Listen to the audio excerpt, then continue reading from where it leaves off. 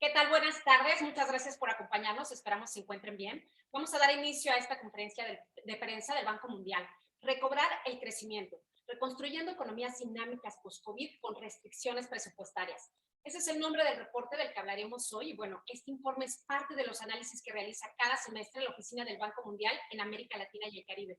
Yo soy Jessica Belmont, comunicadora de esta institución. Les saludo desde la Ciudad de México y en Washington, D.C. tenemos a Bill Maloney, quien es economista en jefe del Banco Mundial para América Latina y el Caribe. Buenas tardes, Bill.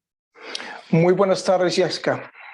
Gusto en saludarte y bueno, muchas gracias por acompañarnos. Antes de iniciar, me gustaría comentarte que tenemos casi un centenar de periodistas conectados que cubren la región de Latinoamérica.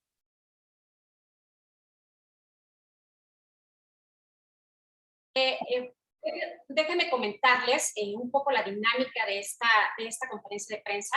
Primero, Bill hará una breve descripción de los hallazgos principales de este informe y después pasaremos a la sesión de preguntas y respuestas que básicamente las iremos retomando como nos las fueron haciendo llegar ustedes. También quiero recordarles que esta transmisión se está realizando en español, inglés, portugués y francés. Bueno, pueden seleccionar el idioma del lado en el icono que ven abajo en la parte de Zoom. Ahí pueden elegir el de su preferencia.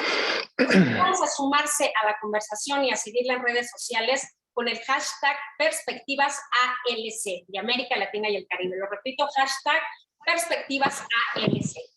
Y bueno, pues este informe da un panorama sobre cómo se vislumbra la recuperación económica en Latinoamérica en un escenario post-COVID-19, también cómo afrontar los desafíos en economías que presentan restricciones y que están en un contexto de una débil recuperación regional.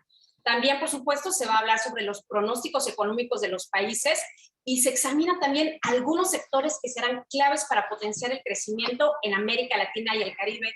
Y bueno, Bill, ahora sí pasamos a tu presentación y para eso me gustaría comenzar con esta pregunta.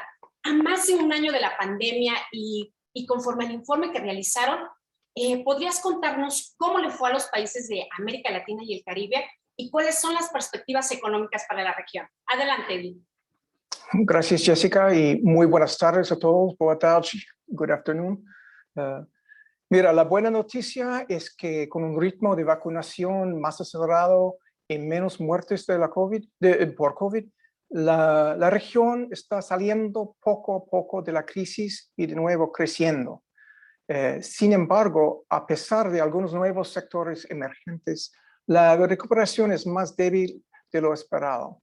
El crecimiento regional se proyecta en 6.3% para 2021, lo cual es insuficiente para revertir la caída de 6.7% del año 2020. Obviamente, algunos creciendo más y otros menos. Sin embargo, en promedio no estamos recuperando lo que perdimos. Las previsiones para 2022 y 2023 estiman un crecimiento menor a 3%, es 2.8% y 2.6% respectivamente, lo cual es insuficiente para reactivar las economías y reducir la pobreza.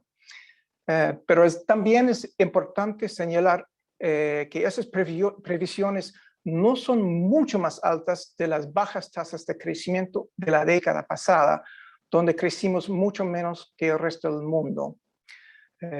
Por otro lado, los costos sociales de la pandemia han sido devastadores. El empleo bajó en unos 20% y todavía no se ha recuperado sus niveles anteriores. Con la excepción de Brasil, la pobreza subió a niveles entre los más altos de la última década en todos los países de la región. En todas partes, los jóvenes perdieron más que un año de educación que en el largo plazo nos cuesta en movilidad social y en productividad. Necesitamos ritmos de crecimiento por encima de los previstos y de los de la década pasada para ayudar a que el impacto social y económico se revierta más rápido. La buena noticia es que se pueden hacer cambios que permitan acelerar el crecimiento, pero dado los costos de enfrentar la pandemia, tenemos que hacerlos dentro de un contexto de recursos fiscales reducidos, tal como dice el título del informe. Esta parte, con estos pronósticos que nos comentas, ya nos mencionabas un poco, pero ¿cuáles serían las condiciones para que los países tengan un mayor crecimiento con miras al 2022? Y también pensando en que pues, puede haber rebrotes, bueno, se están dando rebrotes y olas de contagio del virus. Bueno, el crecimiento obviamente no será automático, hay muchos factores que influyen. En general, el ambiente internacional es favorable, pero puede cambiar. Obviamente, dentro de nuestros países, cualquier resurgencia del virus provocará un descenso en la actividad económica. Nuestro sector privado se encuentra con altos niveles de deuda que impiden que inviertan y den un nuevo impulso a la economía. Y obviamente, como sabemos, el aumento en deuda soberana también pesa sobre la recuperación. Internacionalmente, las presiones inflacionarias mundiales pueden llevar a un aumento de las tasas de intereses, haciendo más difícil que la región pueda financiarse en los mercados internacionales. Y obviamente, como hemos visto, hay siempre cambios en las fortunas de las economías principales del mundo y eso nos puede afectar también. A cerrar con, pues, ¿qué se puede hacer, no? ¿Hay manera de revertir esta tendencia de bajo crecimiento? Sí, creo que sí, que hay cosas que se puede hacer, pero de nuevo, dentro de un contexto de espacio fiscal reducido. Los gobiernos tienen la oportunidad histórica de hacer un esfuerzo para usar sus recursos fiscales más efectivamente, para avanzar una agenda de reformas en materias como la infraestructura, la educación, la política energética o innovación. Algunas ideas a considerar en tres áreas generales. Primero, por el lado de gasto, utilizar mejor el gasto público reduciendo ineficiencias, por ejemplo, en los procesos de adquisiciones y ciertas transferencias, puede reducir costos en una forma impresionante. Esas ineficiencias, por ejemplo, en total montan a más o menos 4% del PIB. Es alto y se puede reducir. Segundo, reasignar recursos a proyectos con más alto retorno social. Les doy tres ejemplitos. Primero, bajar el costo del subsidio energético, haciendo programas solo orientados a las poblaciones más vulnerables. Estos subsidios en general son muy costosos y los recursos ahorrados se pueden usar para invertir en la infraestructura, inversiones verdes o otras necesidades. Otro ejemplito, se puede usar los gastos sociales para reducir nuestro déficit de capital humano en muchas formas, pero les doy solamente dos ejemplos. Por ejemplo, usar la tecnología en la enseñanza no cuesta mucho, pero se puede mejorar la efectividad de los maestros en forma importante. También promoviendo programas cortos, lo que se llama en los Estados Unidos, se me olvidó, community colleges, puede preparar los alumnos con habilidades más valoradas por el mercado laboral. Un tercero es asegurar que nuestras pocas inversiones en innovación son de alta calidad y relevantes para el sector productivo. Un tercer área general, obviamente, es aumentar los ingresos al Estado. Y en eso se puede investigar algunas formas de ampliar la base impositiva, y eso lo discutimos en el informe y habrá otro estudio regional saliendo en, creo, marzo. Pero hay formas de hacerlo que no parecen afectar mucho el crecimiento. Yo creo que sí podemos hacer progreso en esas tres áreas y mucho más. Y es exactamente lo que el informe intenta poner en la mesa, es cómo se puede avanzar con esta agenda.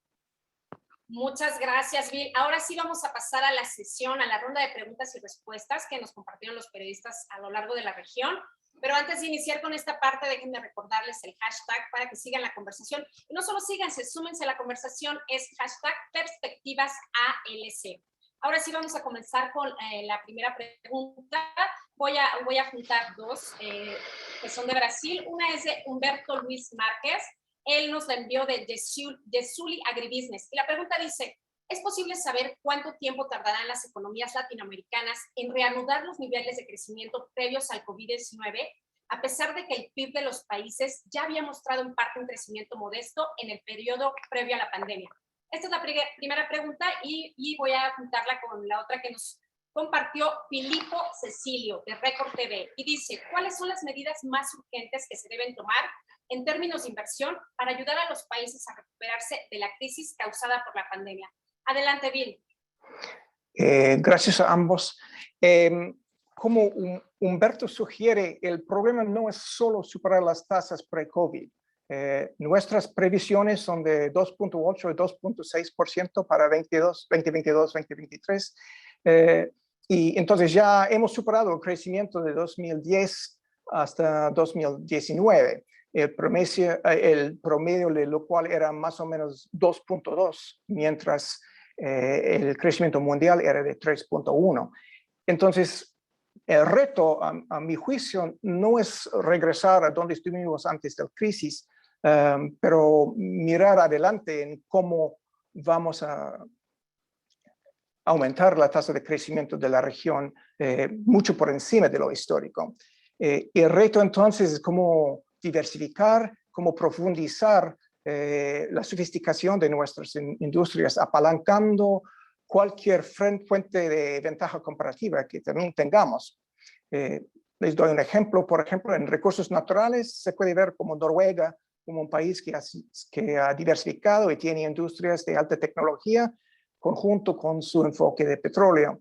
Pero no es puramente una cuestión de recursos naturales. Enfáticamente no me parece que haya una maledicción de recursos naturales. También es en la industria,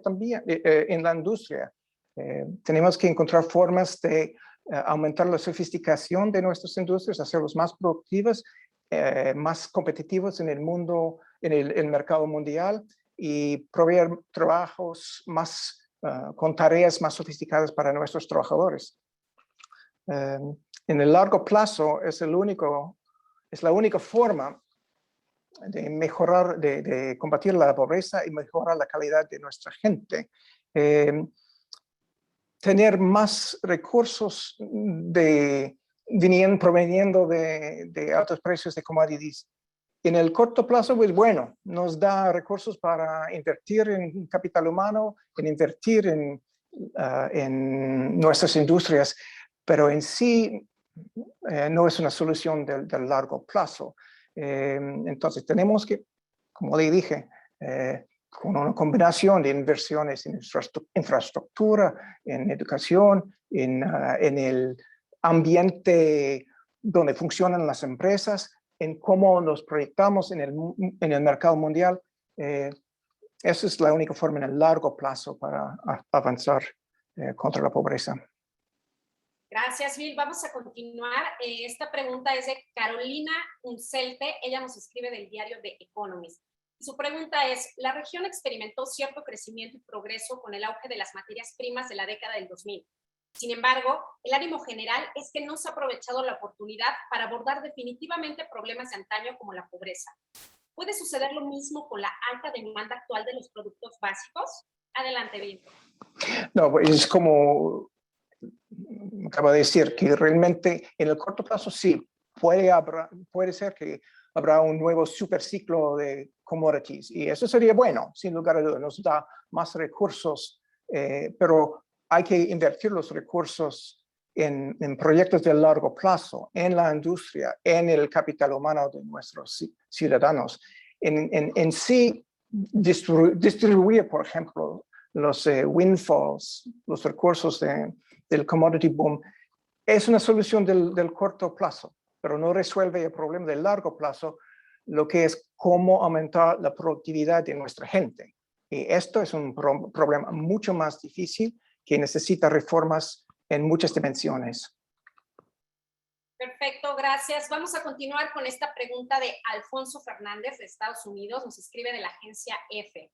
Su pregunta es, ¿cuáles serían las posibilidades o las posibles consecuencias si se diera un repunte sostenido de la inflación y una subida de tasas de interés en Estados Unidos? En ese caso, ¿qué países de la región estarían más expuestos? Adelante, Bill.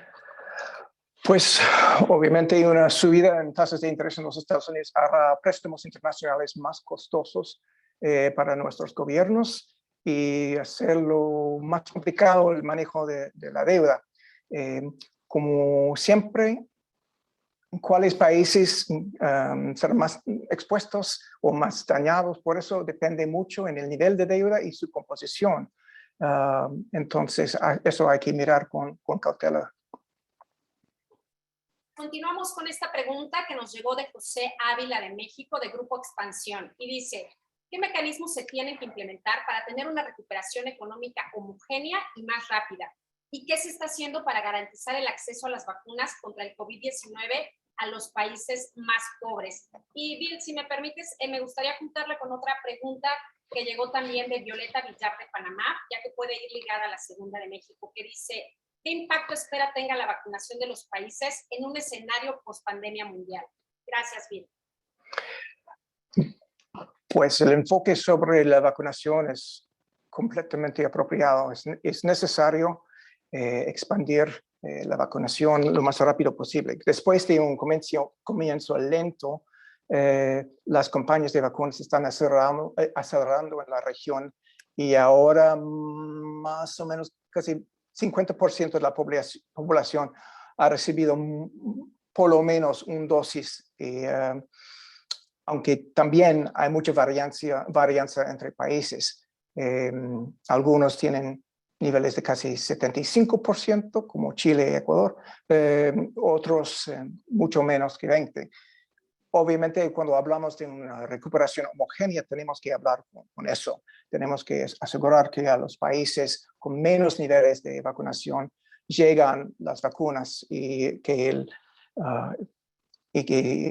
son distribuidos rápidamente. El Banco Mundial tiene un programa de más o menos $20,000 millones para comprar vacunas y establecer sistemas de distribución. Y también el banco ha apoyado, creo que 24 países, más o menos $10,000 millones, $10,000 millones para responder a la emergencia de salud.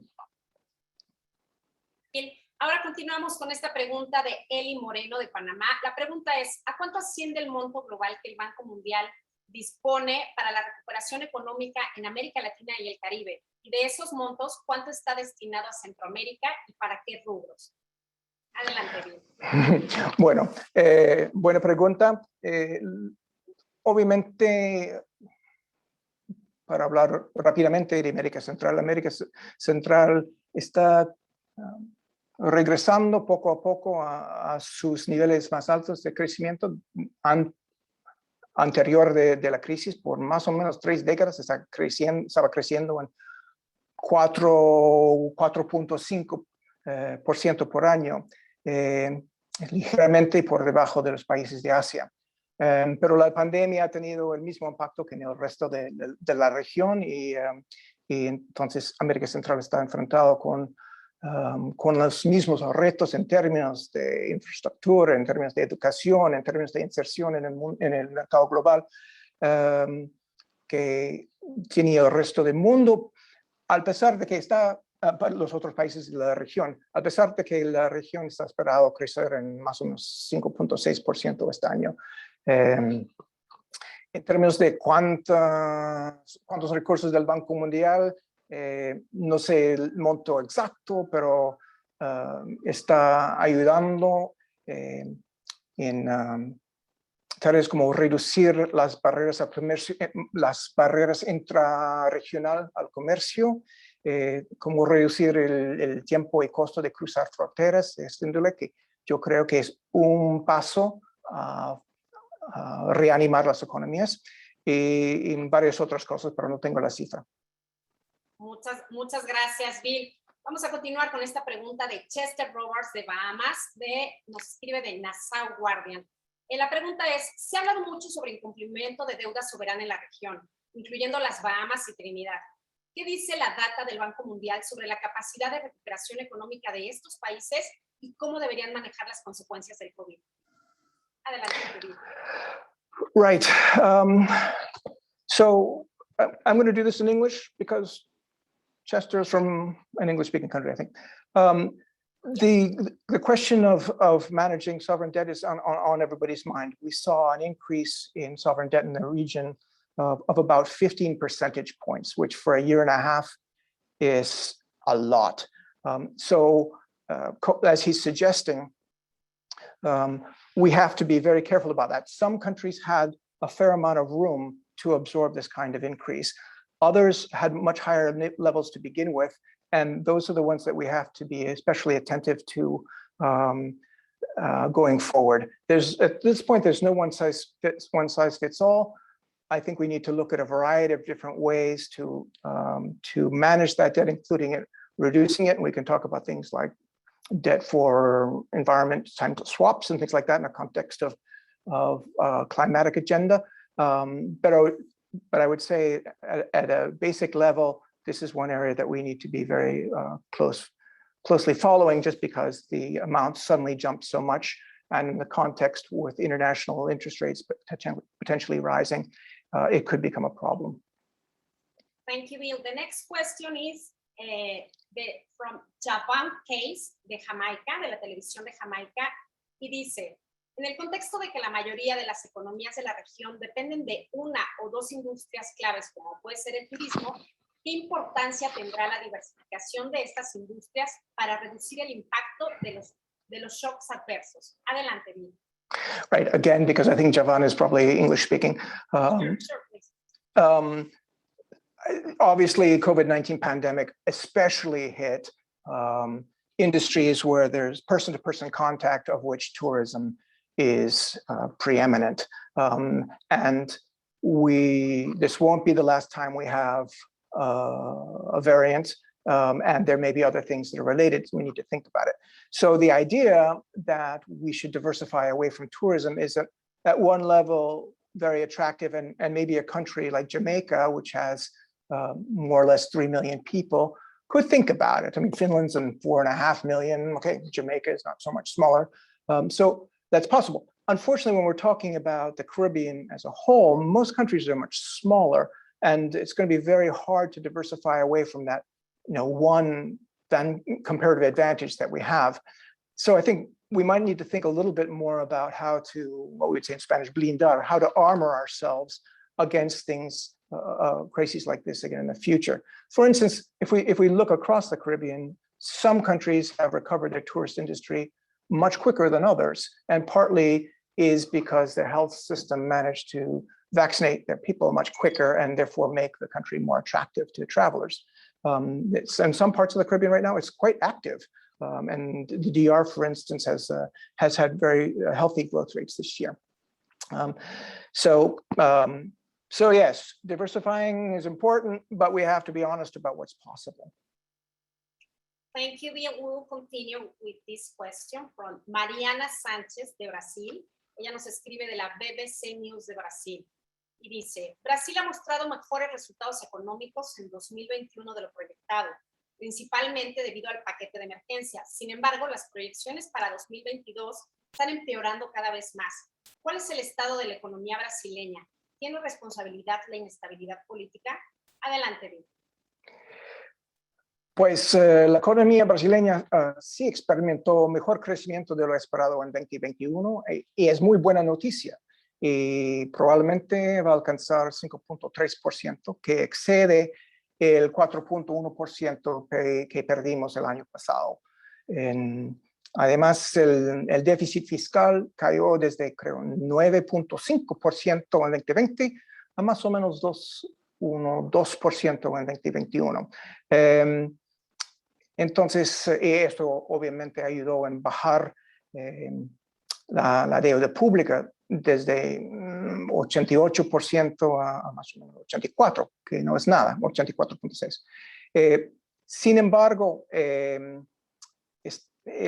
crecimiento que preveemos para 2023 es semejante a lo previsto para la región y y en 2022 es ligeramente por debajo, en 1.7%. 1.7%. Obviamente, cualquier incertidumbre en cualquier país afecta la inversión y por ende el crecimiento. Pero de nuevo, es importante destacar que la región en general, incluyendo Brasil, no tuvo muy buen desempeño antes de la crisis, en los 2010. Y entonces tenemos que enfocar en esos problemas estructurales de largo plazo, en adición a los de reducir la incertidumbre en el corto plazo.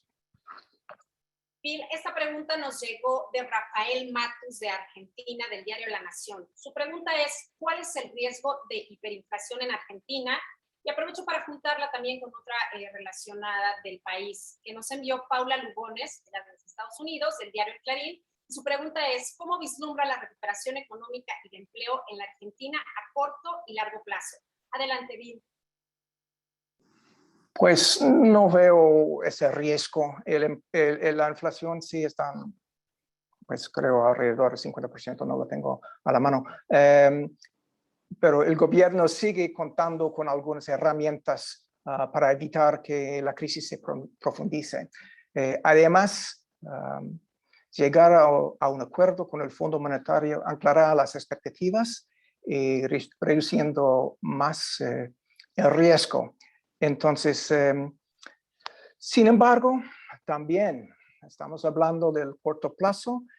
Una vez que tenemos más estabilidad o menos riesgo, digamos, siempre estamos con los problemas estructurales de largo plazo. De nuevo, la Argentina no estaba creciendo tan rápido tampoco en la última década. Gracias, Bill. Esta pregunta es de Paula Santibáñez de Chile, de Valor Futuro. La pregunta es, ¿cómo ve el panorama fiscal en Chile? Pues obviamente tuvimos un crecimiento muy rápido en Chile este año, mucho más que lo que perdimos en 2020. Y esto es obviamente muy bueno. Dado el estímulo masivo que había en el año pasado, el déficit fiscal se proyecta en unos 8% del PIB en 2021, que excede el aumento de ingresos debido a la recuperación económica y los altos precios de cobre. Se espera que este deuda se va a convergir a su balanza estructural programada, sus metas que tiene el gobierno para manejarlo en el mediano plazo, mientras los gastos de emergencia son menos necesarios. Sí. Gracias. Tenemos esta que nos llega de Irma Catizano de El Salvador. Ella está para El Economista y la Prensa Gráfica. Dice, ¿cómo considera que El Salvador podrá hacer frente a la situación fiscal tomando en cuenta que no se concreta el acuerdo con el FMI? Adelante, Bill. Pues El Salvador también creció decentemente el año pasado y recuperó un poquito más que lo que perdió en 2020. Con 8%, y nuestras proyecciones muestran que están cubiertas las necesidades de financiamiento en el presupuesto de este año. Los mayores ingresos fiscales llegaron por el repunte de la economía y la eliminación gradual de gastos extraordinarios, como en la mayoría de países. Creo que esto ayudará en moderar el déficit fiscal a más o menos 4% del PIB en 2022. Sin embargo, se ve desafíos de financiamiento a partir de 2022 y principalmente 2023, y un acuerdo con el fondo puede reducir esas incertidumbres.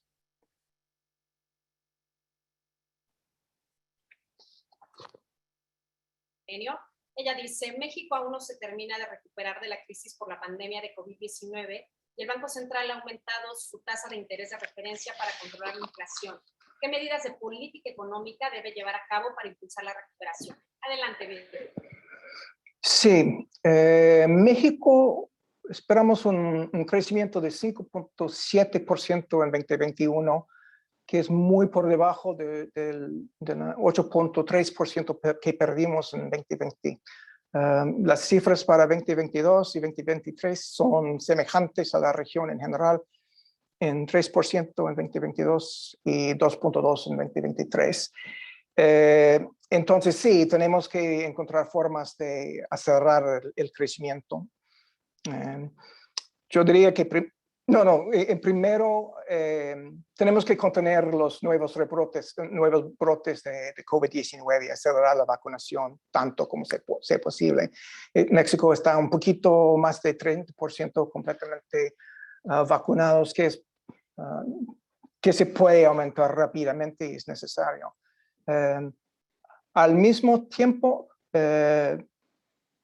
México podría aprovechar que la prudencia fiscal, digamos, durante el año pasado, otorga cierto espacio fiscal para atacar algunos problemas, por ejemplo, a personas y a empresas que estaban afectados por la pandemia. Y tercero, yo diría que reducir la incertidumbre en el sector privado sería importante para que rearranca. Muchas gracias, Bill. Y aquí me gustaría leer esta pregunta de Leonor Flores de México, que es algo de lo que usted ya abordó, pero bueno, para no dejarla fuera. Ella nos compartió su pregunta, ya es del diario El Universal, y dijo, ¿cuáles son las expectativas para México y a qué responden los cambios para la economía en 2021 y 2022? Que bueno, es lo que usted nos comentaba ahora. No sé si quiere agregar algo más o pasamos a la siguiente pregunta. Pasamos al próximo. Esta pregunta es de Alma Solís de Panamá, de SMIP Noticias, y dice, me gustaría conocer de acuerdo con ustedes cuáles serían los factores determinantes para lograr el crecimiento esperado de Panamá. Adelante, Diego. No, obviamente Panamá recibió algunos golpes fuertes, no solamente por el lado de turismo, pero también por lo de aviación y transporte, y depende mucho entonces en reactivar estas industrias. En el largo plazo tenemos muchos los retos que enfrentan el resto de América Central, más integración, mejor infraestructura, mejor calidad de educación, todo eso para mejorar la tasa de crecimiento en el mediano plazo. Muchas gracias, Bill. Hago una breve pausa para recordarles el hashtag de este evento y para que puedan seguir la conversación. Es Perspectivas ALC, y aquí les agradecemos nos estén acompañando en esta conferencia de prensa. Continuamos con la siguiente pregunta de Eduardo Villalba de Paraguay. Él nos escribe del diario Última Hora. Y su pregunta es, ¿cómo observan el proceso de recuperación de Paraguay y qué pronóstico tiene el Banco Mundial sobre el PIB para 2021 y para 2022? Gracias. Paraguay fue uno de los países menos golpeados por la recesión global de 2020. Creo que había una caída del PIB de 0.6%. Y esperar que la economía crezca más o menos 4.3% este año y 4% en 2022, ambos por encima del promedio de la región, empujado principalmente por el consumo doméstico y inversión. Entonces, a esas alturas, la economía está operando a niveles superiores a los del prepandemia, a pesar de problemas de sequía y el impacto de exportaciones agropecuarias, pero la economía anda relativamente bien comparado con otros en la región. Perfecto. Continuamos con esta pregunta de William Ríos Rosales de España, del diario oficial El Peruano. ¿Cómo evalúa el panorama económico del Perú? Adelante. Pues obviamente Perú fue sumamente golpeado por la crisis, ambas por el nivel de muertos, pero también en la economía. Proyectamos que la economía peruana crecerá en 11.3% en 2021 y 3.2% en 2022 y 3% en 2023. Sí. que nos enviaron de República Dominicana. La envió Mariela Mejía de Diario Libre y dice: ¿cómo estima el Banco Mundial que impactará en el corto plazo a las economías de países como la República Dominicana el incremento de su deuda por la compra de vacunas y otras adquisiciones de emergencia por la pandemia? Mira, yo creo que la República Dominicana es un ejemplo de qué buena inversión es comprar las vacunas, ¿no? A pesar de su peso en el presupuesto. La República Dominicana cayó en 6.7% como otros países en el Caribe, pero este año estamos previendo 9.1% crecimiento, 2022 en 4.9 y otro 4.9 para 2023. Entonces, sí, obviamente le costó mucho comprar vacunas y nos ha aumentado el déficit por eso. Sin embargo, los retornos a esta inversión son muy, muy rentables. Obviamente, a esas alturas tenemos que vigilar qué está pasando con los déficits y con la deuda total, pero esto claramente fue buena inversión. Gracias, Bill. Ahora vamos con una pregunta de Argentina, de Delfina Torres Cabreros, del diario AR. Dada la reciente publicación de los Pandora Papers, ¿cuál es la mirada respecto del impacto de las offshore en las arcas públicas de los estados latinoamericanos y la injusticia tributaria que genera? Como puedes imaginar, no tenemos cuantificado un impacto a esas alturas, pero agradezco la pregunta porque la información pública sobre las propiedades y tenencias de los funcionarios públicos es una herramienta clave para promover la transparencia y combatir la corrupción, algo que el Banco Mundial toma muy en serio. Entonces, stay tuned, pero estamos apoyando esa agenda de aumentar la transparencia en el sistema tributario, que promueva el intercambio de información entre jurisdicciones, mejorar la cooperación internacional sobre las acciones de aquellos individuales e instituciones en quienes los ciudadanos han depositado su confianza. Es una agenda sumamente importante para nosotros y lo vamos a seguir con energía. Muchas gracias, Bill, y también gracias a todos los que nos han acompañado en esta conferencia de prensa. Vamos a cerrar con esta pregunta que tenemos aquí, que nos compartió Santiago Gutiérrez, nos la envió de Estados Unidos, de Latin Trade. Su pregunta ¿es el momento adecuado para convencer a las empresas latinoamericanas de que ellas tienen corresponsabilidad en la promoción del crecimiento y el desarrollo, mejorando sus propias habilidades de gestión? Adelante, Bill, por favor. ¿Qué hubo, Santiago? Qué bueno verte. Muy buena pregunta y es exactamente una pregunta del mediano plazo que creo que es importante, como hacemos hincapié en el informe. Parte de la razón que hacemos tanto énfasis de los temas de innovación y capacidades gerenciales, el informe es exactamente porque son sumamente importantes para ambos mejorar el desempeño de las empresas que ya hay y para sembrar nuevas. La pregunta es por qué, si es tan importante mejorar la calidad de su gerencia y si los estudios demuestran que los retornos a estas inversiones en entrenamiento son muy altos, ¿por qué las empresas no lo hacen por sí mismos? Y yo creo que la respuesta a esta pregunta es que los empresarios no saben lo que no saben, esa es la forma correcta de decirlo. Creen que son mejores que son y no saben exactamente qué tienen que aprender. Y por eso creo que cuando se mira a Singapur, a Escocia, a los Estados Unidos, Japón, los programas de extensión tecnológica, extensión gerencial, son subsidiados exactamente para reducir esta asimetría de información. Pero creo que el tema es clave. No vamos a tener empresas dinámicas sin que encontremos una forma de mejorar la calidad de nuestros empresarios. Bill, muchas gracias. Con esta pregunta concluimos la conferencia de prensa y pues también muchas gracias a todos los colegas periodistas que nos acompañaron en esta misma y bueno, y a quienes nos siguen por las redes sociales. Recuerden el hashtag PerspectivasALC. Más adelante vamos a subir el informe para que puedan descargarlo y puedan conocer a mayor detalle sobre esto. Muchas gracias, Bill. Gracias a todos. Thank you very much. Muito obrigado. Pues muchas gracias a todos por acompañarnos. Yo soy Jessica Belmont, comunicadora del Banco Mundial. Hasta luego.